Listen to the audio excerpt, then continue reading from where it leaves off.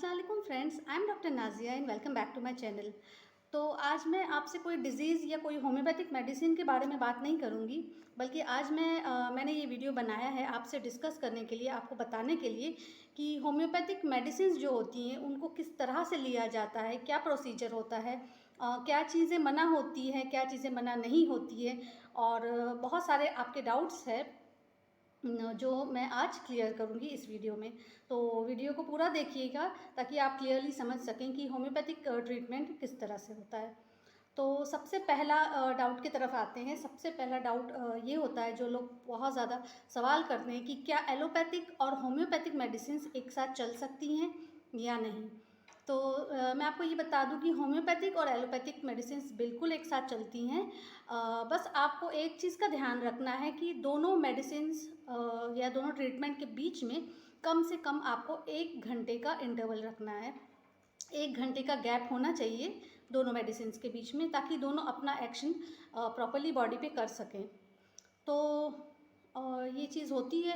Next ये है कि एलोपैथिक जो है ट्रीटमेंट, वो जैसे कि कोई बड़ी बीमारी है, जो मेजर इलनेस है, और जैसे कि बीपी की आप दवाएं खा रहे हैं, या आप डायबिटीज़ की दवाओं पे हैं, या हार्मोनल टैबलेट्स पे आप हैं, तो आपको मैंने ये पहले भी वीडियो में बताया था कि आप एकदम से बंद करके होम्योपैथी की तरफ शिफ्ट नहीं हो सकते हैं। आपको वो होम्योपैथिक मेडिसिन आप स्टार्ट कर दीजिए, फिर एलोपैथिक मेडिसिन जो आपकी चल रही है बीपी शुगर वगैरह की, तो उनको उसका डोजेस टेपर किया जाता है, धीमा कम करके करते करते। उसके बाद जब आपको लगता है कि होम्योपैथिक मेडिसिन पूरी तरह से एक्ट करने लगी है, अच्छा रिस्पांस दे रही है, तब वो उसको बंद किया जाता है। और ये सब भी डॉक्टर के सुपरविजन में ही होना चाहिए। आप अपने से नहीं करना है, वरना आप कोई बहुत बड़ी परेशानी का शिकार हो सकते हैं। कोई लाइफ थ्रेटनिंग कॉम्प्लिकेशंस भी हो सकते हैं। तो इस चीज़ का ध्यान दीजिए कि आपको एकदम से अपने से एलोपैथी मेडिसिन बंद नहीं करनी है, दोनों साथ साथ चलती हैं। तो बस ये कि 1 घंटे का इंटरवल होना चाहिए बीच में, ये चीज़ ध्यान रखिएगा। नेक्स्ट डाउट की तरफ आते हैं। नेक्स्ट डाउट ये है कि क्या होम्योपैथिक मेडिसिन, जैसे कि बहुत ज़्यादा अक्सर पेशेंट को 2 या 3 मेडिसिन प्रिस्क्राइब करनी पड़ जाती है डॉक्टर्स को, तो क्या तीनों मेडिसिन हम एक साथ ले सकते हैं या नहीं। तो एक साथ आप मेडिसिन तीनों नहीं ले सकते हैं। आपको इंटरवल रखना है कम से कम 5 से 10 मिनट का, ताकि एक मेडिसिन मुंह में डाला, वो अच्छे से एब्जॉर्ब हो गई आपकी टंग पे, और उसके बाद नेक्स्ट मेडिसिन 5 से 10 मिनट के बाद खानी है।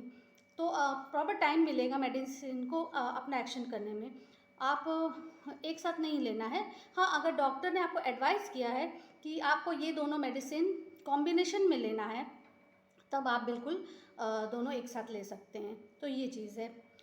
नेक्स्ट ये है डाउट कि आता है कि लोग ये कहते हैं कि होम्योपैथी मेडिसिन ट्रीटमेंट जो है वो करना इतना मुश्किल है, क्योंकि इस बहुत ज़्यादा परहेज़ ये डॉक्टर्स बता देते हैं।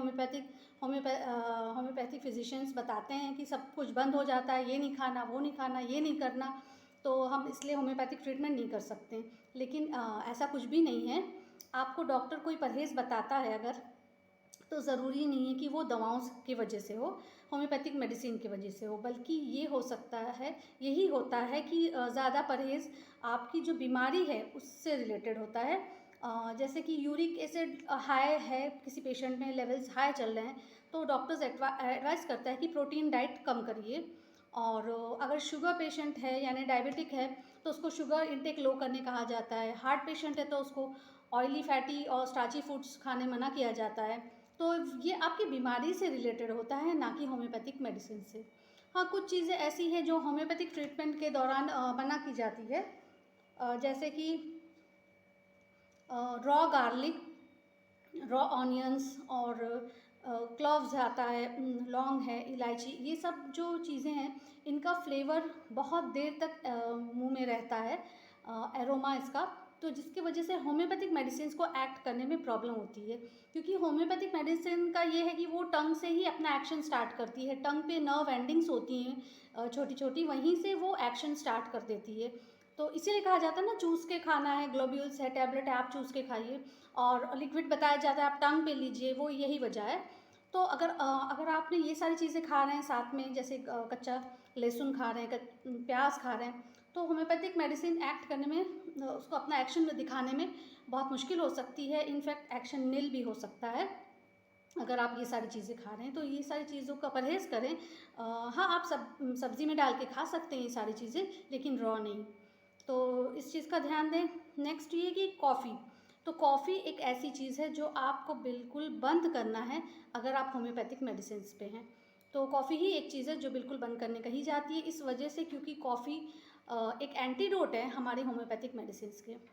तो इसलिए कॉफ़ी आप बिल्कुल अवॉइड करिए जब तक आप होम्योपैथिक ट्रीटमेंट पे हैं। नेक्स्ट ये कि अल्कोहल, टोबैको, ये सारी चीज़ें अवॉइड करनी चाहिए, ऐसे भी करनी चाहिए। और अगर आप ट्रीटमेंट के अंडर चल रहे हैं होम्योपैथिक, तब तो बिल्कुल भी नहीं खानी, क्योंकि इसमें भी यही है कि उसका एरोमा बहुत देर तक माउथ में रह जाता है। तो ये सारे डाउट्स आपके क्लियर हो गए होंगे। नेक्स्ट डाउट जो आता है वो ये है कि पिल्स ज़्यादा बेटर है खाना या डाइल्यूशन। ये चीज़ लोग कहते हैं कौन सा मतलब ज़्यादा बेटर है। तो दोनों चीज़ जो है, जो पिल्स है और डाइल्यूशन यानी लिक्विड जो है, तो दवाएं दोनों में सेम है। पिल्स में भी वही दवा है, डाइल्यूशन जो है वो एक वेहिकल है ये, उसमें भी वही दवा पड़ी है। टैबलेट फॉर्म में है तो भी उसमें वही दवा है। तो सब चीज़ यही है कि दवा तो सेम है, एक्शन वही है, रिस्पॉन्स वही रहेगा, बस एक वेहिकल है जो दवा को ट्रैवल करने की एक चीज़ है, वो चेंज हो रही है। तो उससे कोई फ़र्क नहीं पड़ने वाला है, चाहे आप पिल्स में लें, चाहे डाइल्यूशन में लें, चाहे आप टैबलेट फॉर्म में लें। तो ये चीज़ है। तो आप दोनों सब उतना ही रिस्पॉन्स दिखाएगी बॉडी पे। नेक्स्ट ये पूछा जाता है कि कौन सी ब्रांड की मेडिसिन हम लें। ज़्यादातर पेशेंट यही पूछते हैं कि आप सजेस्ट करिए। तो बहुत सारे ब्रांड्स अवेलेबल हैं। तो जो ब्रांड जो कंपनीज़ की मैं दवाएं लिखती हूँ या यूज़ करती हूँ वो मैं आपको बताती हूँ। तो इसमें आता है SBL, बहुत अच्छा इसका है। SBL मैं यूज़ करती हूँ, डॉक्टर विल्मर शॉबे का, डॉक्टर रेक्विक का यूज़ करती हूँ, एलेंस का यूज़ करती हूँ प्रोडक्ट्स, और वैक्सन का यूज़ करती हूँ। तो ये सारे प्रोडक्ट्स बहुत अच्छे हैं, बहुत अच्छा ब्रांड है। तो इसमें से आप कुछ भी यूज़ कर सकते हैं, ले सकते हैं दवाएं। नेक्स्ट ये आता है कि हम दवाएं कहाँ से लें। तो आपके पास कोई घर के आसपास होम्योपैथिक फार्मेसी अवेलेबल होगी तो वहाँ से आप लीजिए, या कोई होम्योपैथी फिजिशियन होगा जो डिस्पेंस करता होगा मेडिसिन, तो वहाँ से भी आप ले सकते हैं। और कुछ नहीं तो आप ऑनलाइन वेबसाइट अवेलेबल है होम्योपैथी की, तो वहाँ से आप मंगा सकते हैं। तो ये सारी चीज़ें हैं। और दूसरी चीज़ खाना, मतलब जो आप फूड खाते हैं, तो क्या होम्योपैथी दवा का क्या होता है, एक्शन कम हो जाता है या क्या। तो आप दवाओं के 30 मिनट आगे और 30 मिनट बाद में आपको कुछ भी नहीं खाना है, यानी आधा घंटा पहले और आधा घंटा बाद में कोई भी चीज़ नहीं खानी है, चाहे वो कोई भी फूड हो, फ्रूट हो, जूस हो, कुछ भी नहीं, खाली पेट रहना है 30 मिनट पहले और 30 मिनट बाद में, ताकि दवाओं को अपना रिस्पॉन्स दिखाने में, अपना इफ़ेक्ट दिखाने में अच्छा सा टाइम मिल जाए, इस वजह से। नेक्स्ट ये आता है कि हम किस तरह से मतलब देते हैं मेडिसिन लेने के लिए। तो जैसे ये लिक्विड में दिखाती हूँ आपको, एपिस का है ये, एपिस का ये है, तो डाइल्यूशन है। तो इसको हम यही बताते हैं जैसे पेशेंट को कि ये डाइल्यूशन है, ये अगर टंग पे आपको डायरेक्ट लेने के लिए बताया गया है तो इसको बस ओपन करना है इसका ये, और यहाँ ड्रॉपर दिया हुआ रहता है, तो ड्रॉपर से डायरेक्ट आपको टंग पे डालना है, 2 ड्रॉप्स या 5 ड्रॉप्स जो डॉक्टर बताता है, एडवाइस करता है। तो ये डाइल्यूशन हो गया। अगर ग्लोब्यूल्स आपको दिया जा रहा है, इस तरह का फाइल आता है, ये 2 ग्राम्स का है, 1 ग्राम का भी आता है। तो इसमें आपको मेडिसिन, जैसे ये सेपिया 30 है, तो ये आपको इसमें डिस्पेंस करना है, 15 ड्रॉप्स डालना है, 15 to 20 ड्रॉप्स, अच्छे से शेक करके इसको रखना है, और जब भी यूज़ करेंगे तो इसको शेक करके ही यूज़ करना है। तो और इसका आपको ये याद ध्यान रहे कि इसका लिड बहुत टाइट ही आप रखिएगा, लूज़ नहीं, वरना होम्योपैथिक मेडिसिन इवेपोरेट हो सकती हैं। तो ये चीज़ें होती है। नेक्स्ट है कि टैबलेट फॉर्म में भी दवाएं आती हैं होम्योपैथी की, जैसे कि ये है बायोकेम कॉम्बिनेशन पायरेक्सिया की। तो जैसे मैं आपको दिखाने के लिए, ऐसे तो हाथ से टच नहीं किया जाता है, मगर बताने के लिए कि देखिए ये साइज़ इसका है, तो इससे बड़ा साइज़ भी आता है। अगर ये साइज़ की टैबलेट है तो 4 टैबलेट ली जाती है, और दिन में 3 बार या 4 बार। इससे बड़ी टैबलेट है तो 2 टैबलेट्स, और बच्चों में 1 टैबलेट बड़ी वाली और छोटी वाली 2 टैबलेट्स। तो ये इसका इनटेक का प्रोसीजर है। तो ये सारी चीज़ें मुझे आपसे डिस्कस करनी थी कि आपको मैं बता सकूं, और आपके जो डाउट्स मन में हैं उनको क्लियर कर सकूं, क्योंकि बहुत ज़्यादा कन्फ्यूजन होता है, बहुत डर बैठ जाता है होम्योपैथी को रिलेटेड कि बहुत मुश्किल है इसका ट्रीटमेंट, लेकिन ऐसा कुछ भी नहीं है। तो उम्मीद है कि आप समझ पाए होंगे सारी चीज़ें जो मैंने आपको बताई।